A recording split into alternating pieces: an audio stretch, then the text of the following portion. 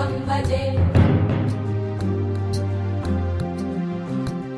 भानुकोटिभास्वरं भवाब्धितारकं परं नीलकण्ठवीप्सितार्थदायकं त्रिलोचनं कालकालमम्बुजाक्षमक्षशूलमक्षरं काशिकापुराधिनाथकालभैरवं भजे